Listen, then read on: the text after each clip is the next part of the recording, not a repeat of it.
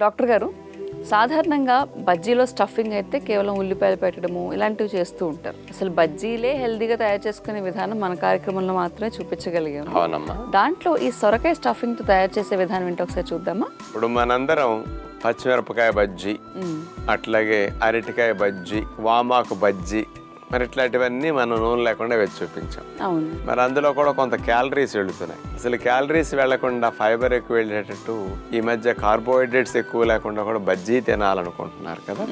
ఎన్ని బజ్జీలు తిన్నా క్యాలరీ కౌంట్ పెరగని బజ్జీ, అదే సొరకాయ బజ్జీ.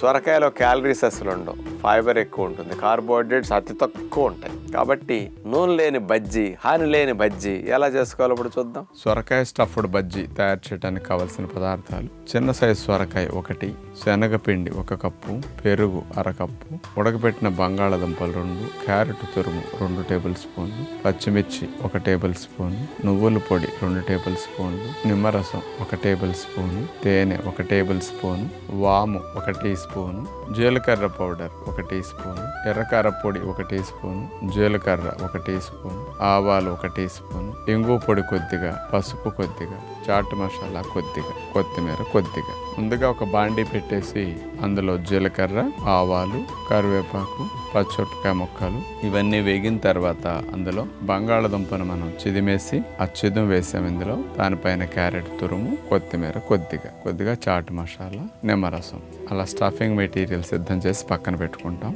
ఒక బౌల్ తీసుకుని నిమ్మరసం, తేనె, పసుపు ఈ 3 వేసేసి కలిపేసి అందులో మనం తీసుకున్న సొరకాయ చక్రాలని వాటిలో ముంచేసి వాటిని ఆవిరి ట్రేలో పెట్టేసి ఆవిరిలో ఉడికించేసుకోవాలి.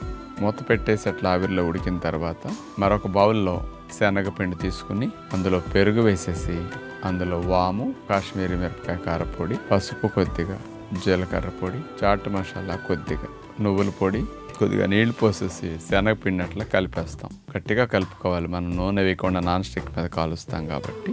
అలా సిద్ధం చేసుకున్న బజ్జీ పిండిలోకి కొంచెం వంట సోడా వేసేసి కొద్దిగా నిమ్మరసం వేసేసి అలా పిండి చప్పగా లేకుండా సిద్ధం చేసుకున్నాక సొరకాయ చక్రాన్ని ఒకదాన్ని పెట్టేసి మధ్యలో స్టఫింగ్ పెట్టి పైన ఇంకో చక్రం పెట్టేసి అలా అన్నిటినీ సిద్ధం చేసుకుంటాం.